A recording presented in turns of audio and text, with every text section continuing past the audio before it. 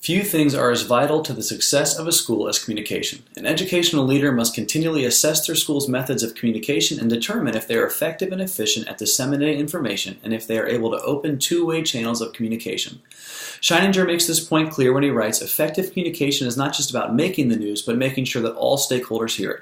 Therefore, the development of a communication and public relations plan are essential to the long-term success of any educational organization."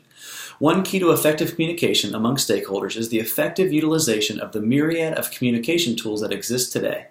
Whitehead, Jensen, and Bashi write that as school leaders work to employ research-based best practices, they need to use as many communication tools as possible. Scheininger echoes the same concept as he writes, "Just as teachers differentiate for a variety of learning styles in the classroom, it is important for schools to differentiate their communication efforts if we want true homeschool partnerships."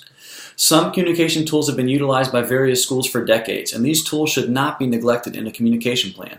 For example, the teachers within the school building should be making calls home to parents frequently, with both positive reports as well as strategies for growth.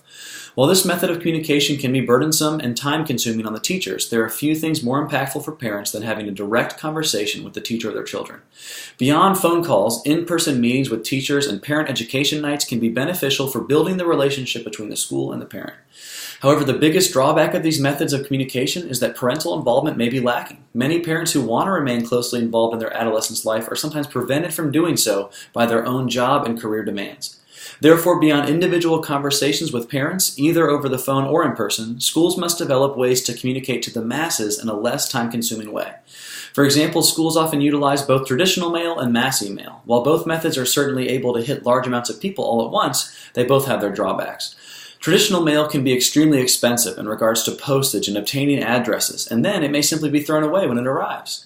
Email, while certainly cost-effective, can be easily dismissed and viewed as unimportant. Mass emails are often disregarded, and stakeholders may not read the necessary information because it gets lost in the noise of all the emails that every person receives daily. One final traditional method of communication is the development of a school website. Websites can be accessed by parents anywhere that they have access to the internet, and they are wonderful tools at dispensing information.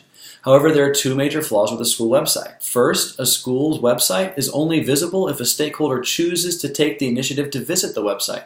Unless the stakeholder is actively checking the website on their own, they'll never see the information being communicated. Secondly, school websites do not create two-way communication channels. While they're great for dispensing information, they do not open a conversation or dialogue between the school and their stakeholders. In light of the many potential drawbacks of traditional methods of communication, it is vital that schools consider utilizing more modern methods of communication, specifically social media networks, to reach their stakeholders. Digital leadership demands that we reach our stakeholders through the use of tools and social spaces that they frequent. Twitter and Facebook are both essential tools for communication in the 21st century. First of all, Twitter has numerous benefits for communicating to parents and stakeholders alike. The brevity and succinctness of tweets allow leaders to communicate real-time information that is not only impactful, but also saves precious time. Instead of spending money on expensive information delivery systems, digital leaders can use Twitter for free. Facebook also has numerous benefits. The ultimate power of Facebook as a communication tool lies in its ability to foster community engagement through two-way communication. Facebook enhances relationships between the school and their stakeholders as it allows schools to have an ongoing dialogue while dispensing new information.